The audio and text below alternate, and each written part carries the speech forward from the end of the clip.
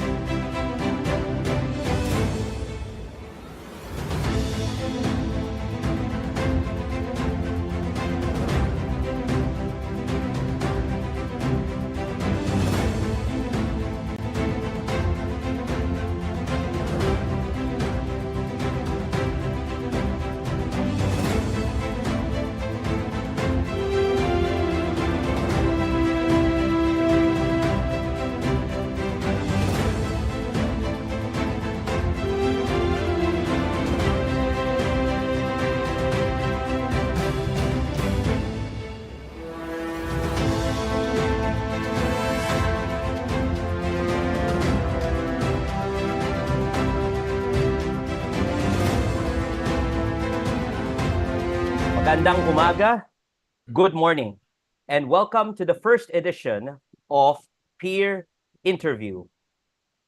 Gusto mo bang makilala ng taong bayan? Today, we have with us former Senator and DICT Secretary Gringo Honasan. Gringo, in 2025, former Senator and former DICT Secretary Gringo Honasan attempts a comeback bid for the Senate after a 6-year, or by 2025, a 6-year hiatus. Now, running under the newly formed political party Reform PH, former Senator Honasan looks to finish his unfinished business at the age of 76. Good morning and welcome to Peer Interview, Senator Greg. Good morning, Aaron, and thank you for having me. And thank you for this privilege and opportunity to talk to our people. Maraming salamat, Sen Greg, sa pagpapaunlak niyo po sa amin ngayong umaga. So, bago tayo magsimula, no, kamusta po kayo? Okay naman. Ito, trying to continue dreaming hard, praying hard, and working hard. I cannot relegate myself to playing golf. So sabi ko, I have to be engaged in something bigger than myself. So that probably answers partly your first question. Why would we want to go back to the Senate? Ayun, Sen Greg, bukod sa pag-golf, no, over the last few years after that 2022 run, ano naman ang pinagkakaabalahan mo recently, Sen Greg? Helping. Okay. Occasionally, we help anybody that needs help in the public and private sector. No? Without mentioning details, no? We're called by some cabinet members to for some insights. Sa private sector naman, we help foundations. Those who, basta we're preoccupied with helping wherever it is needed. Helping build our country. I take that cue from your statement, no, helping, no. So with that, I deem that you wanted to help back in official public service, no.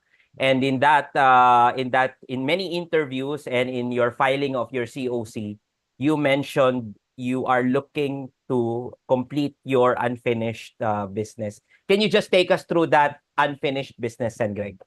Yung unfinished business, di ba, siyempre, work in progress whenever you're in legislation. But before I answer that question, Aaron, no, let me repeat what you were saying off the record kanina. I was a soldier for 17 years. I went outside the system and became a rebel for 7 years.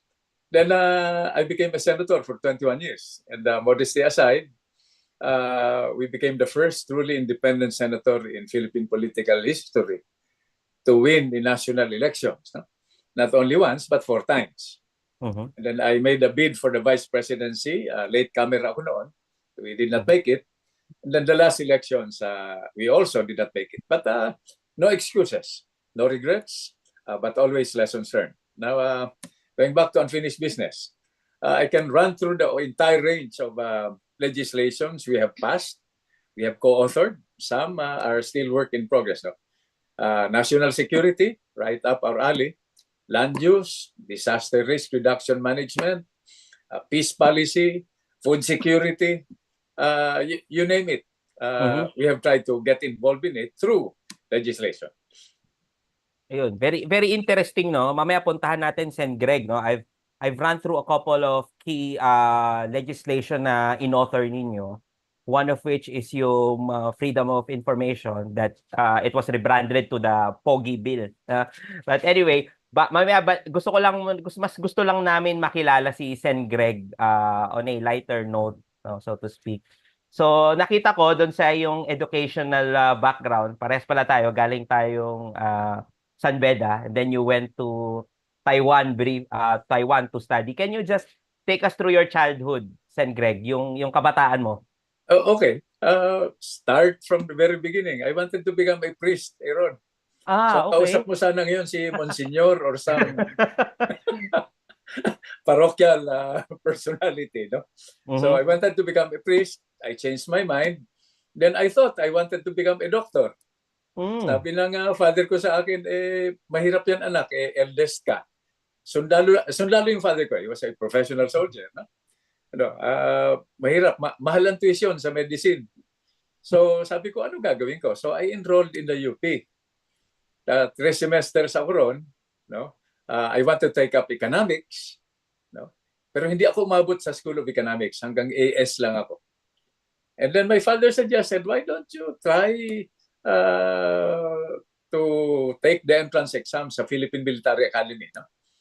So I took it, modesty aside, off the cuff, we topped it, 10,000 applicants. No? So pasok ako sa PMA. Yung first year ko, Aaron, sabi ko, siyempre, bugbog sarado ka ron, no? The rigors of military training. And then I wrote my father, sabi ko, baka hindi ito yung career para sa akin. Sabi niya, tapusin mo lang yung first year. Yun ang pinakamahirap physically and psychologically, mentally. No? You're always under the pressure cooker, so to speak. O sabi ko, sige. After my first year, when I entered my second year sa Academy, Aaron, I was in love already with the military profession. No? So mapansin mo, from priest to doctor to soldier, the defining character was really service. Service to God, service to country, service to people. And now I realized with added vocabulary na all the while pala I was thinking of the children and grandchildren I would have. Our children are our most precious, our most precious, strategic, and renewable resource. And that's what we work for, really, the future of our children. Sen Greg, nabanggit mo yung mga pinagdaanan mo, yung mga professional yung mga detours mo, so to speak, no? Marami kasi mga kabataan ngayon, you know for fact, very emotional, and then marami silang gustong gawin sa buhay.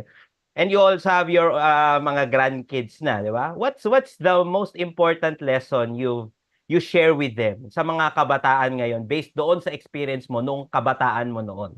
Nako. I'm so happy. It's providential you ask that question. No? Di ba may kasabihan na, Aaron, no? Our children are our future. I have issues with that. Our children are not our future. Pagdating ng future nila, wala na kami. Okay? They are their own future. And all we can do in the present is to show them by living example. Educate them how to be brave, how to be strong, how to love God, your country, how to be dependable. And I also tell them that you cannot give what you do not have. So you develop first. We look forward to harmony in our families. No, I'm not looking for perfection, Aaron. Harmony in our families, cooperation in our communities, no, order in the state, inclusive growth for the nation, and security in our shores. That's something that we all work for. And I tell them also that by ancient definition, diba? There's a word, heroes, heroism. No? By ancient definition, heroes are anybody, young or old, man or woman, who works together and build for the next generation, were considered heroes.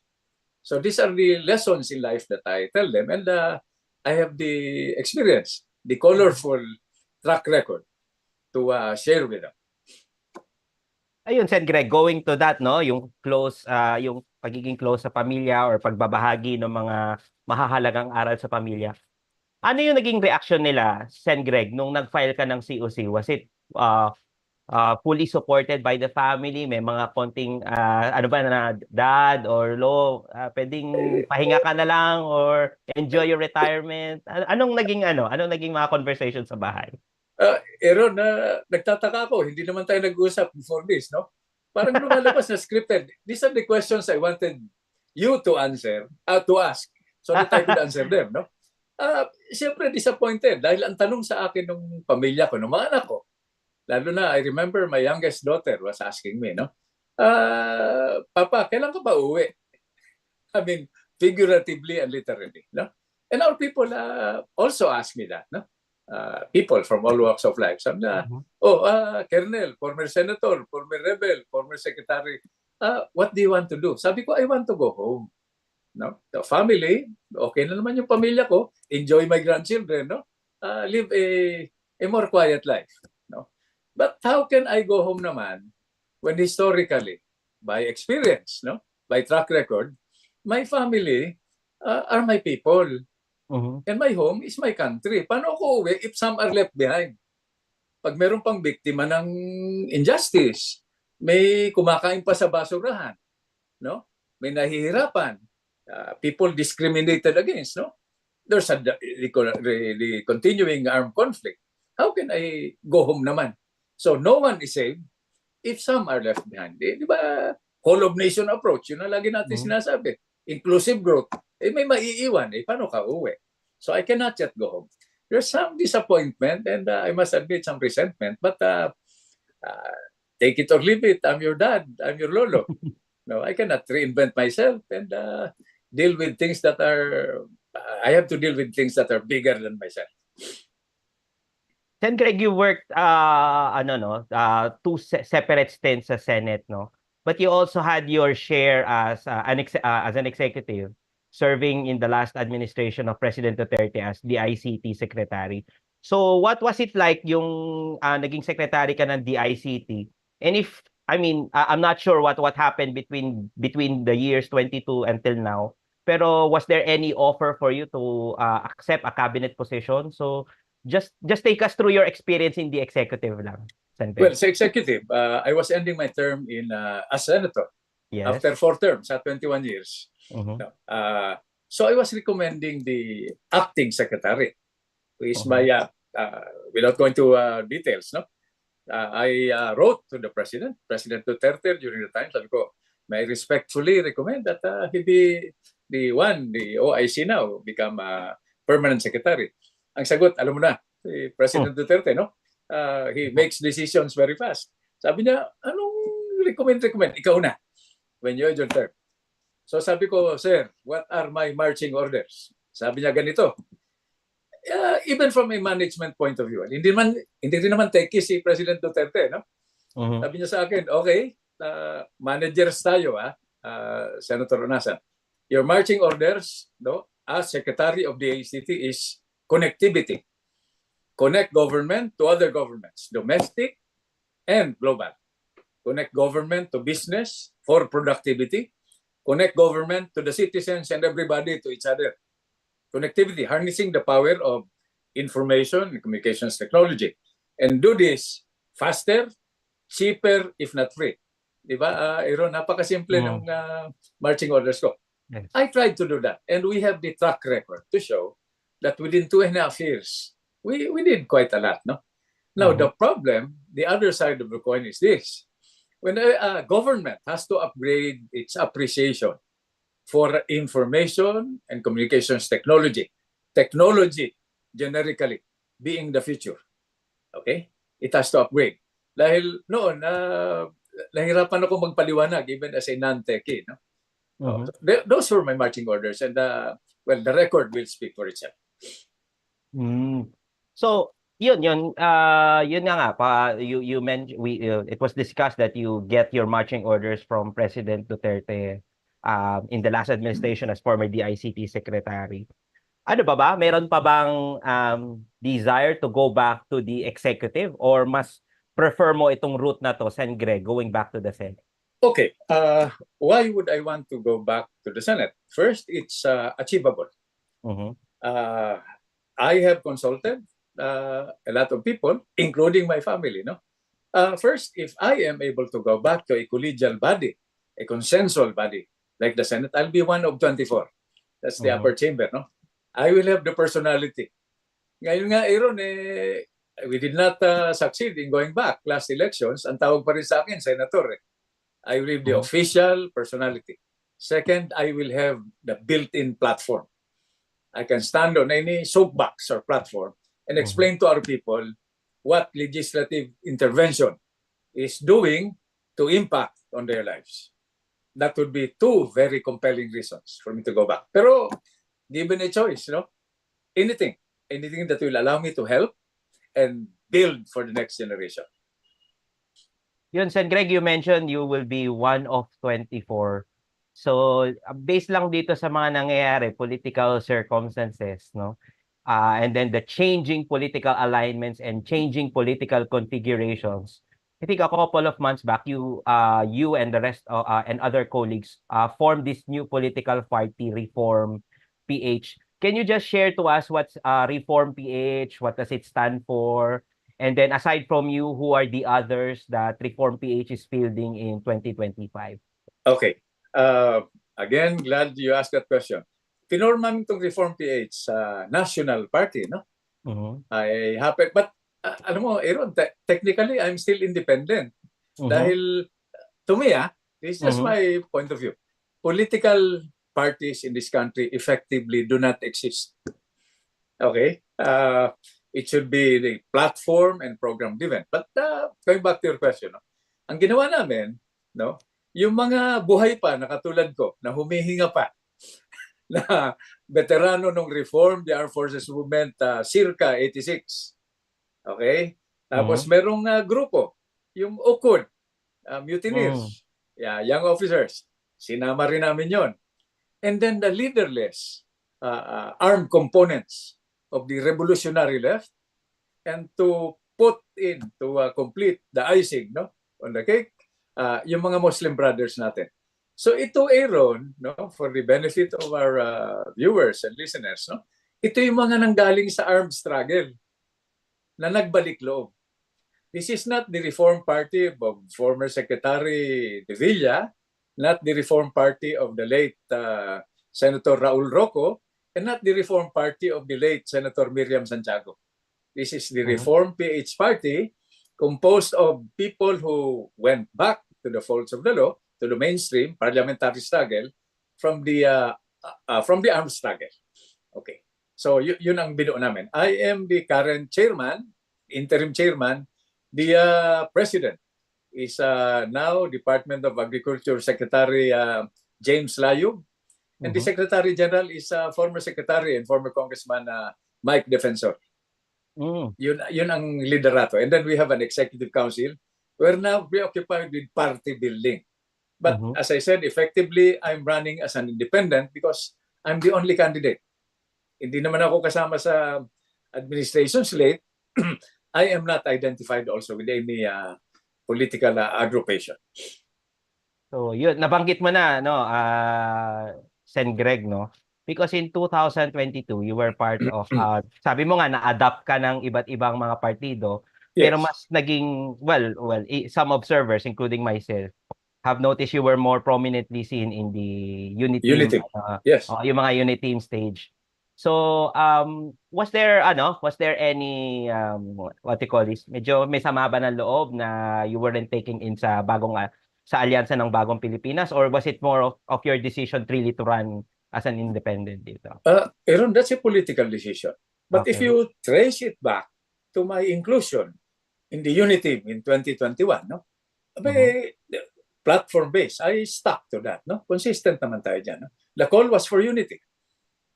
Whenever anybody assumes as president, you become president of all Filipinos, including your political enemies. Siyempre, I agree with you. May mga raised eyebrows, no?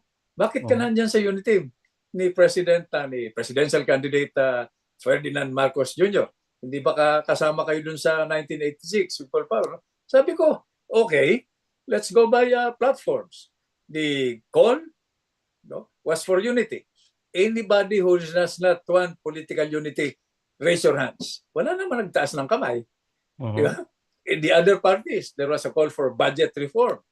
Okay, I was adopted there also. I did not line up and ask to be adopted, no? But they adopted me. So sabi ko, this is good, no? At least we're moving towards platform-based elections and politics. Yes. Yun, so Sen Greg, no, maraming nagbago from the time that unity was formed. We have the president and the vice president elected until today. Alam naman natin na hindi na ganoon katamis ang pagsasamahan, and we had another episode actually a few weeks ago na brinad namin yung unity team na yun as walang forever, no? So, gusto ko lang makuha yung insights mo, Sen Greg, on the current political circumstances. Itong ang heightened tensions between more supporters of the president and the vice president. What's your take on this? Well, that's politics. Would you rather that our president and vice president make statements clandestinely? No? Madaling araw sila mag-issue ng statement. Mas mabuti open, di ba? Let both of them, our two highest leaders in the land, compete, no? In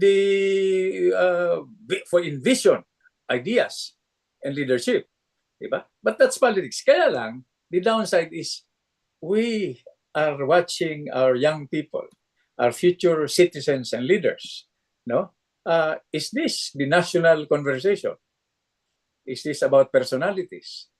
How does this debate, this difference in opinion, address the highest public or national interest? Yun ang tanong na kailangan sagutin, no? But then again, I trace it back, no, to the lack of platform and program-based politics. If we are able to strengthen our political party system, then maybe the president and vice president would not need to make statements. The party will make statements for them. But temporary ito eh. Alam mo na, politics is the art of the possible. Politics is the art of compromise. Maybe these are part of the compromises. But I'm a little sad also because we have more serious problems. And that's what I want to get into also, Aaron, no, with your permission. No? Dapat lahat ito must address the real problems that confront our people. And what are these? Reduce it to food, clothing, shelter, education, health, and now access to data, information, the new gold, the new oil. And the way forward must be technology. Yes. So, Sen Greg, puntahan ko na. Actually, I was going to that question already. And it's also one of the questions of our FB Live users. If given the chance po na makabalik kayo sa Senado, ano po ba yung mga itutulak ninyo na mga batas or ano mga initiatives as a senator would you push? Okay. Top of the line. After my 2.5 years sa DICT, digitalization of the bureaucracy. Diba? Dahil digitization, no, allows us to do things faster. Technology, no? Yun lang, hindi naman ito unahan sa information, di ba? Unahan dito sa katotohanan. It allows us to do things faster. I would push for that, no? And then take off from where I left off after my last term, no? Which is land use, freedom of information, or POGI bill, no? National security. But I noticed kasi, Aaron, no? And this is just my take after this body of experience, no? Dati-dati, di ba, hiwala yung foreign policy, economic policy, security policy. Ngayon, because of technology, of information and communications technology, blurred na yung lines. In fact, I recall there were sayings, no, quotes years ago, decades ago, no, generations ago. Una-una sa national security, an army fights on its stomach. Even an army needs to eat. So food security na naman tayo. probably that's the reason why the president assumed as Secretary of the Department of Agriculture at the start of his term. Of course, ngayon si Secretary Laurel na, no? So these are things I want to pursue. So peace policy, diba? Land use, improve on the disaster risk reduction management law which we authored, no? Freedom of information, nutrition. By the way, let me add, I'm running out of space to share with you, no? We have a serious nutrition problem, Aaron, and this is as strategic as you can get. We must feed our young people between the ages of 0 to 6 properly. Otherwise, and we are feeling the effects now according to the World Health Organization, we are raising a new generation of stunted Filipinos. Okay, how can they compete? Diba? So it's tied up na to our economic situation, unemployment, food security, no? And I also discovered another thing. I went to my home province where some foreign films, no, were sponsoring college graduates in the home province. So akala ko nag-kick in na ron yung nutrition dahil maliliit yung nakita ko eh. Maliliit. So sabi ko, but you know, the sponsors, these donors shared with me that they gave these little Filipinos, I thought high school graduate o high school students, no? Laptops and asked them to make programs. They did it better and faster than the New York-based team. So what did that tell me? I'm trying to validate the data. Baka huling maapektuhan dun sa stunted Filipinos yung utak.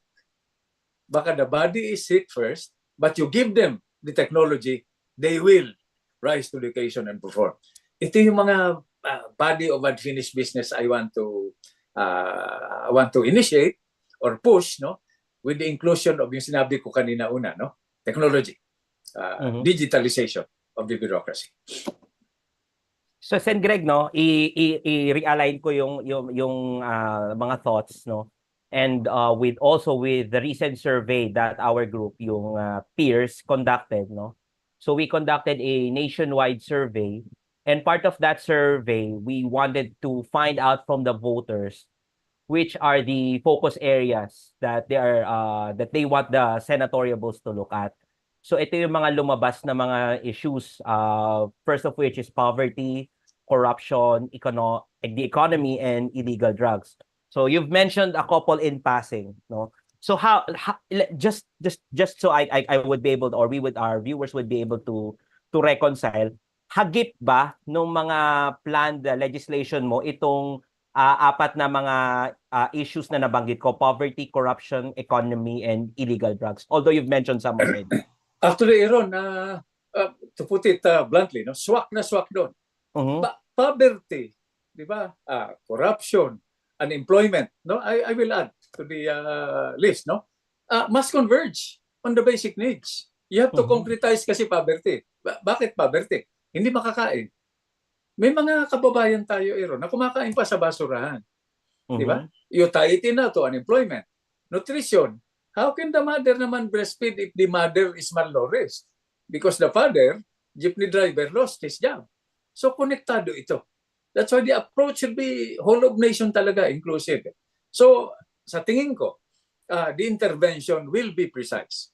And I think the approach should be, we should always converge on these issues. And number one, top of the list, and I'm pushing for that now, is food. Food security. Food, di ba? Clothing, shelter, education, health, and access to data. Now, let me go back, no? Review a little. Land use, di ba? Actually yun, land and water use. Di ba? Pag umuulan, baha tayo. Pero pag bukas mo ng gripo, walang lumalabas. So the problem is containment. Our land is finite. So kailangan alam na natin, through long-term planning, no? Economic development planning, kung anong lupa ang gusto natin for residential, di ba? Agricultural, commercial, no? Government centers, recreational centers. Ba't naman natin ilalagay yung human settlement, yung mga bahay, sa tabi ng ilog na laging nag-overflow? ba't mo ilalagay sa paanan ng bundok na laging nagmamudslide dahil kinalbo yung mundo? So it's all interrelated. That's why I said earlier that the old demarcation lines, dividing economic, security, foreign policy are now blurred because of technology. Yes. And things are moving faster. The world is changing, and whether we like it or not, whether you or I participate or not, it will change. Not by the minute, by the second. By the second. Maganda yung assessment ni Sen Greg, no, about previously naka-compartmentalize yung mga different issues now today with the interconnected world. Yung interrelatedness o yung connectivity ng kada issue sa isa napaka-tight na because of our digital world. Sen Greg, ito lang, as you've worked in the Senate for 4 terms, marami tayong mga magagandang batas, no? Pero ang sinasabi ng ating mga kababayan, bakit ganun? Marami tayong mga batas pero parang nagkukulang sa implementation o may mga batas, alam mo yan, Sen Greg, na pumapasa naman pero nati-TRO ng ating mga korte. So can you just take us through that challenge of ano? Lagdagan ko lang, Aaron, marami tayong batas. In fact, ang dami nating batas na hanggang ngayon wala pang IRR. Okay. Marami pa tayong batas na you can trace back to the term of the father of President Ferdinand Marcos Jr. Mga executive order, ginagamit pa natin ngayon. Marami pa tayong batas na walang funding. What does this tell us? Huwag na muna tayo ron sa korte. Di ba? Okay. What does this tell us? We have been doing the same things over and over again. Politically, economically, legislatively, di ba? And expecting a different result. Maybe we can speed things faster if we develop a steeper learning curve. Di ba? Dapat matuto tayo. What did we do? Let me go back to 1986. What did we do? Revolutionary government, freedom constitution. It was an opportunity for us to re-engineer not by changing personalities, the system. The system. The call in EDSA sa 86 was for good government. It was not against President Marcos Sr. People gathered there for something, not against something. Diba? Saka na lang humabol yung mga iba-ibang kulay na bandera. Diba? So what am I trying to say? Now is the time for serious nation building. The way forward is partly technology. No? You know, Aaron, I get too passionate about this. What did I learn nung 2.5 years ko sa DICT? I looked at the map, the global map. You know our potential, just by looking at the global map, our strength is our geography. We are the front line economically in terms of security of the superpowers. We control the traffic light. If we lessen a little the partisan politics and focus on serious nation building, we can be the digital hub, the political hub, the security hub, the economic hub, the cultural hub, and the spiritual hub, not only of the Pacific area, but of the world. Yung nahihirapan sa ibang bansa, dapat sa atin pumunta. Kung medyo ayus-ayusin natin yung sarili natin bakuran. But what I refocus now, I'm going to be party to that, no? Akala natin na the 2025 elections and the 2028 elections will solve the problems I mentioned. No, we have to re-engineer the whole thing. No? We have to re-engineer and do this together as a people. One flag, one nation, one people.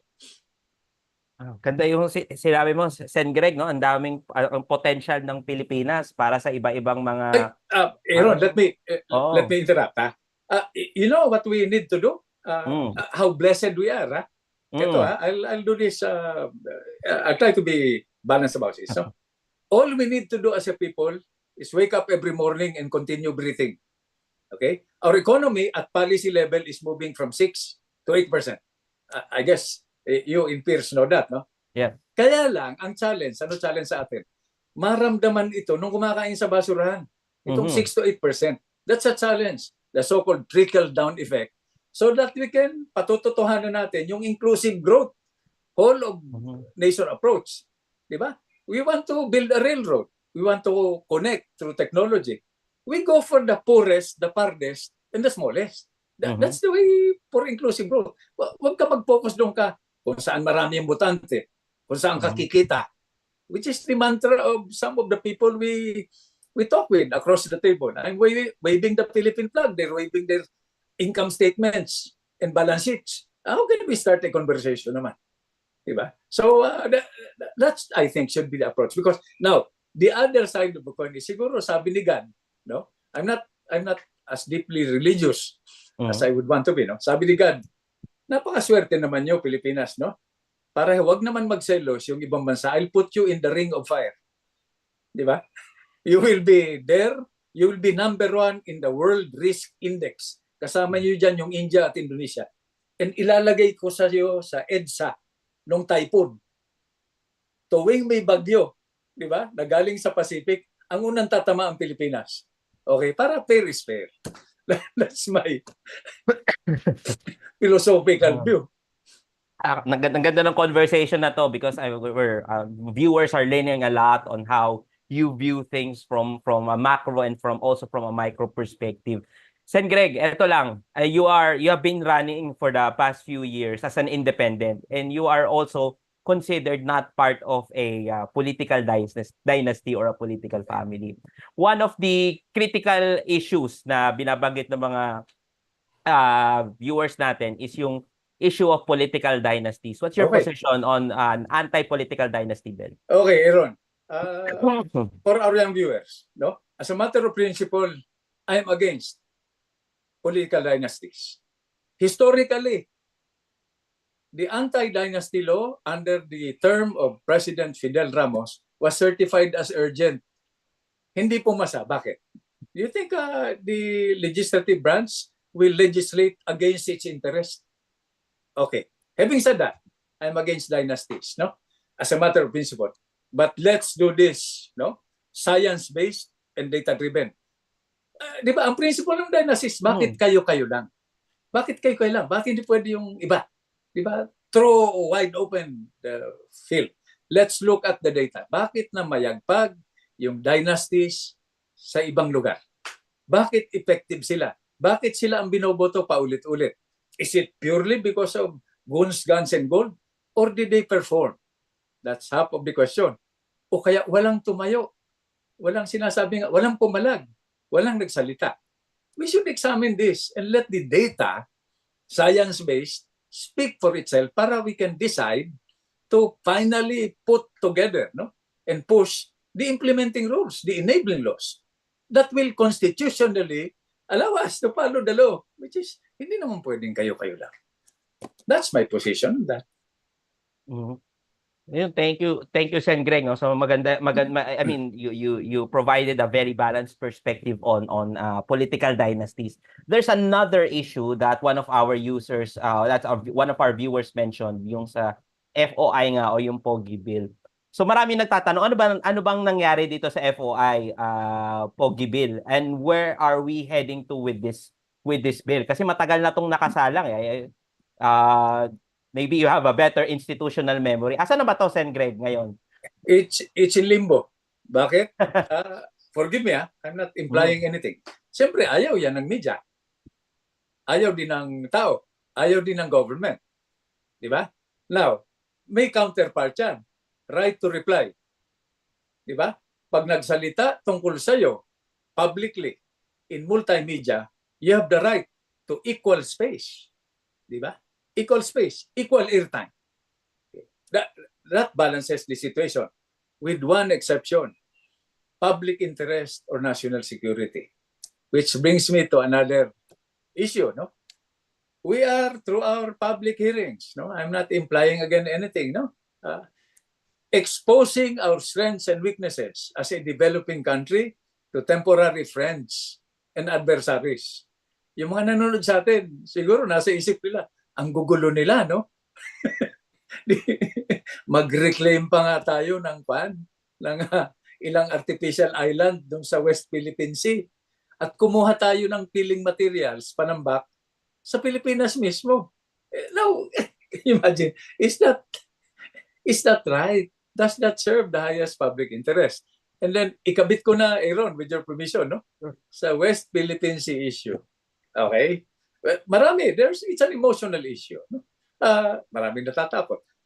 Will these foreign powers who are interested in whatever they're interested in, will they invade us? I think not. I don't think so. But when you deal with a country, now let's go specific. No? Let's say when you deal with China, when you deal with a country with a 5,000-year history, you better be careful. Tayo, 120 years old.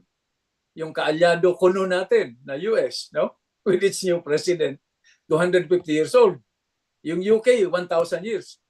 I-add mo yung 1,000 plus 250 plus 120, hindi pa abot sa kalahati nung 5,000 years nung China. Di ba? Ano ang pinagdaanan natin na katumbas? China has gone through a lot. Okay? What could we possibly go through that they have not gone through over their 5,000 history? So the question at the end of the line is, ano gagawin natin? Abay, mag-prepare tayo. Di ba? Let's unite. Political unity. That's one pillar of national security. Let's organize. Let's mobilize. Let's plan. Yeah? We don't know the variables. We have no control over what these foreign powers are thinking, what they are saying, and what they will do. So what do? We prepare. Di ba? We prepare. Di ba? For any eventuality. We mobilize. We organize. No? Sigurado may plano yung gobyerno. Ang gusto lang natin na, Aaron, no, is isama nyo naman kami, yung Filipino people, sa plano ninyo. You know, let me cap this response. No? By saying, Okay, when I'm sure. asked, former colonel, former senator, former secretary, former rebel, diba? Do you think the Philippines has an army to confront any threat to our national security, to our sovereignty? Alam mo sagot ko, Aaron? Wala. No, the Philippines doesn't have an army because the Philippines is an army. Okay? That's how would I put it. Tayong Pilipino, ang daling kausap, ang daling aregluhin, di ba? Maawain, di ba? Musically oriented pa. Ang sasaya natin. Huwag mo lang kaming galitin. Dahil pag pinikon mo kami, bibigyan ka namin ng problema na hindi mo pa naranasan. Haven't you learned from the Japanese, from the Americans, from the Spanish, di ba? Haven't you learned from Afghanistan, from Vietnam, from Ukraine, from Hamas? Hindi ba tayo natututo sa global situation? So we unite as a people, no? And then we organize and then we mobilize. Yun. That's the perfect cue, yung organization and mobilization and coming together as a country, no? Yes, as a Sen. people. Greg, yes. And Sen. Greg, no? Of course, this election is about getting the numbers, so to speak, from majority of the Filipinos for you to get back into the Senate, no? So based lang dun sa Peers nationwide survey, you are number 12 doon sa ranking from October to November, getting 30.4% of the votes. And perhaps hindi naman magkakalayo yung iba-ibang mga survey outfits pagdating sa results. So far, at least from 1 to 15. So without sharing your trade secrets, of course, ano yung mga plano mo, Sen. Greg, to be able to secure your place in the top 12? Hindi. Tutulong na ako dun sa ibang kandidato rin. Whether nandun ka sa itaas o nasa baba ka, di ba? Educate our people by giving them complete, accurate, and timely information through technology para ipastak natin. So that with accurate, complete, and timely information, they can make better, more rational, more informed, more intelligent choices. Not only in electing their officials, but in making decisions, day-to-day decisions related to their families. This is, Aaron, sa tingin ko, I'm not being melodramatic, I'm not being motherhood about this, no? But it's the system. It's the system. Parang sinabi ni Clinton noon, di ba, nang panahon niya sa Amerika. It's the economy, stupid. It's the system. We have to work together to re-engineer the system para we have to stop this vicious cycle of doing things politically, economically, di ba, in foreign policy, security, doing things over and over again, expecting a different result. It's about time to change. To change. The world is changing. Let's change the world. And my hope is our children. Kayo, di ba? Kayo, di ba? I am hoping and praying that you will, one of these days, when you will lead in the private or public sector, future leaders and citizens kayo. You're our most precious resource. I did not do what I did in my, notorious, colorful career for myself. No, I did it for my children, for my grandchildren, for you guys. No, and I'm hoping that one of these days, not only related to the elections, the midterm elections next year, no, there will be a paradigm shift. Our young people, our voters, not only our voters, our young people, our citizenry will shift and be allowed through accurate, timely, and complete information to make better choices. That's the way to build a nation. Yun, very well said, Sen Greg, no? Curious lang kami, no, with your wisdom and with the number of things you want to do. Ano ba yung assessment mo sa current Senate ngayon? Marami nagsasabi na it's not used to be as it is like yung during the glory days of the Senate, na marami silang mga tinatawag na mga statesman noon, and now they're saying bakit ganito yung Senado ngayon. So just give us an assessment of the current Senate. Sige, Aaron, I think it is grossly unfair not only to the elected or appointed public officials, but to the Filipino people. They made that call. They chose. Diba? During the time they made those choices, they did it with their best lights. We grossly underestimate the wisdom of the Filipino people. But the challenge is to give them more information para they can make better choices. Ibalik mo, buhayin mo ulit. Let's go to their graves and ask them to talk now. Yung mga previous na sinasabi nating statesmen, I have serious doubts if anybody will listen to them. No? So let's be fair about it. No? The world is changing. It's not personality based.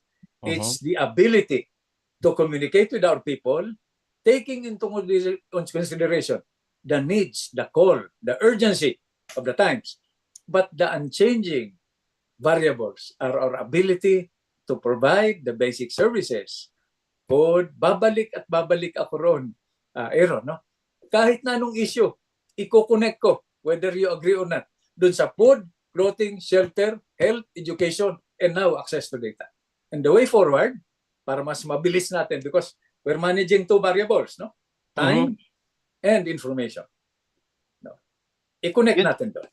Yun din siguro yung yung assessment ko na nagiging problema din ng iba nating mga botante is instead na ligawan yung mga ibang botante dinidiscriminate, kaya na-alienate ng ibang mga political bases yung mga fence-sitters, so to speak, o yung mga undecideds. Kaya well, the past elections have bear that out. Hindi, Aaron, no? It's a system. Proof of that. Masisisi mo ba yung, sabi, uso ngayon yung, di ba, ayuda, no, di ba?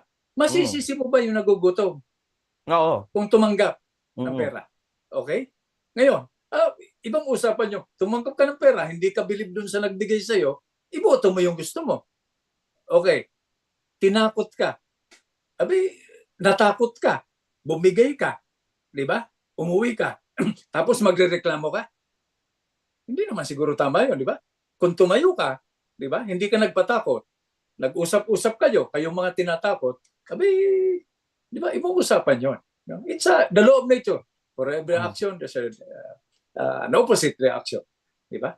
So, what I'm saying is, we have to change. There must be a paradigm. And I'm confident. I'm confident. I'm hoping and praying that even if it does not happen next year in 2025, there's now a palpable shift of attitude. The fact that we're talking about these issues means that your generation is thinking seriously about this. That gives me confidence. No? That you are thinking in a different manner. Very different from us and very different from those who went before us. Yung wisdom ni Sen Greg is in full display this morning, no? Unfortunately, Sen Greg, just to get the elephant out of the room, ito yung mga nababasa ko ding ibang mga comments. So, at 76, si Sen Greg, dapat, yun nga, parang magpahinga na lang and then to give way for the other young guns na tumatakbo sa Senate. What's your reaction on this, Sen Greg? Well, I would willingly give way. But the way I see it, and we have been discussing this for the better part of the last hour, no? Is the system re-engineered enough to warrant intervention from young blood, no? So, unfinished business ito sa akin. Dahil the problem kasi, Aaron, is buhay pa ako eh.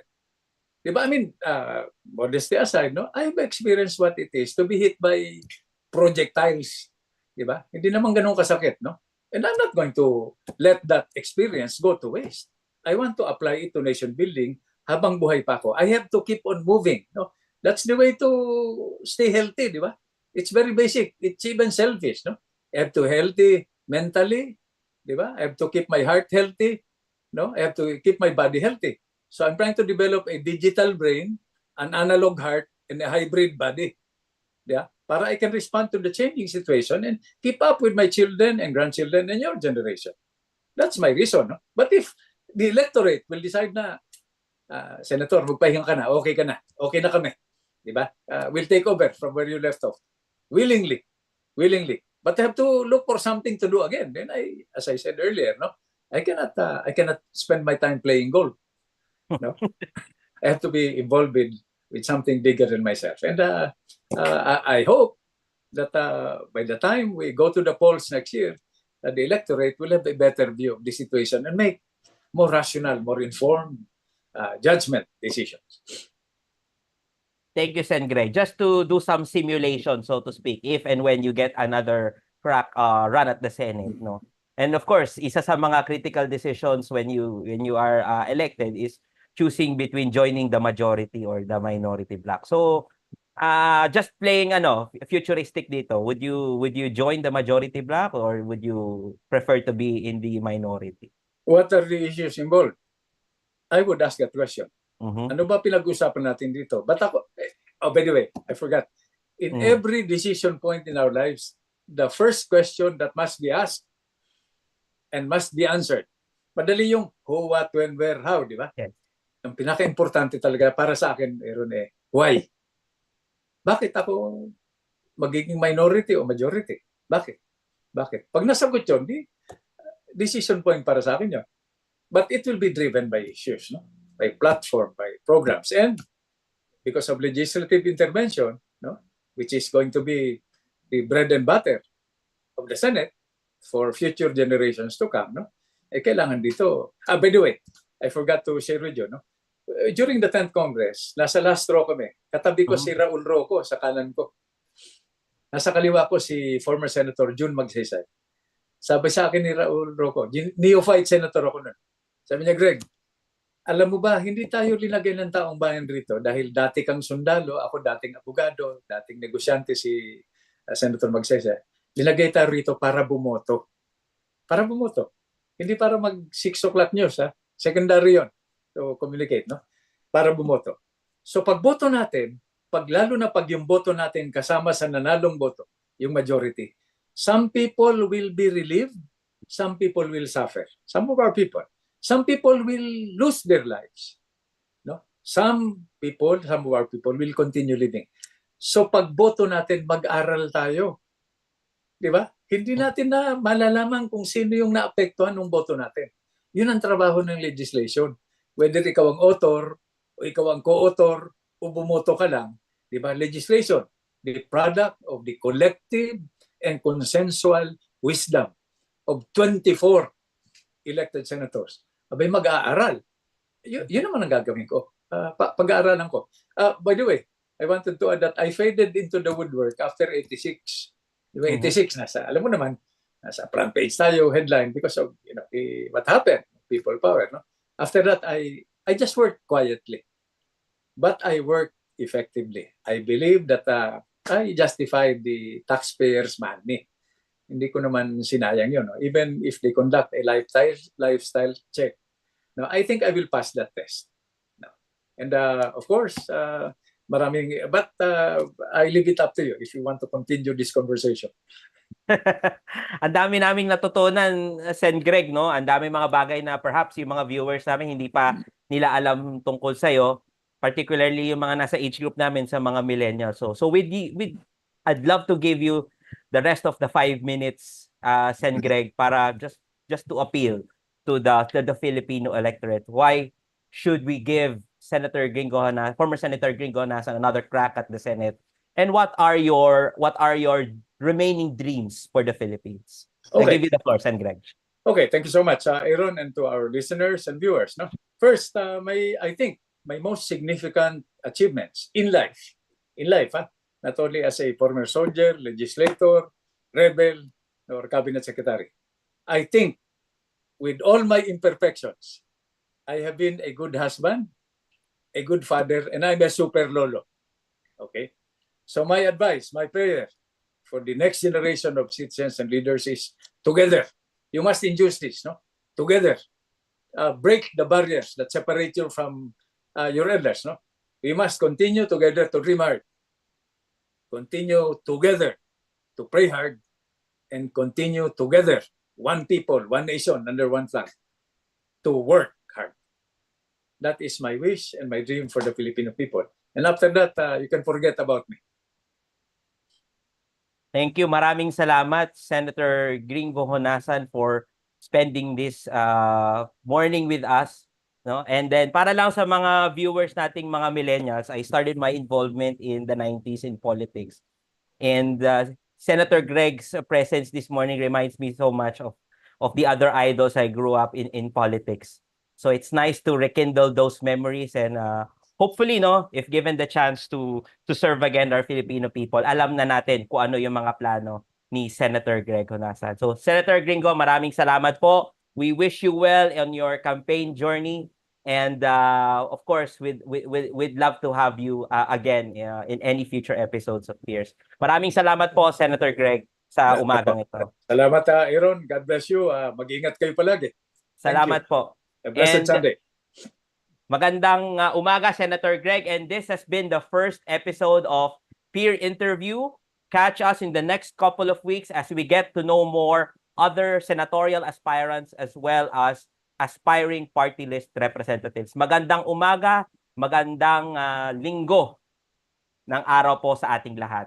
Thank you and we'll see you next week. Salamat po.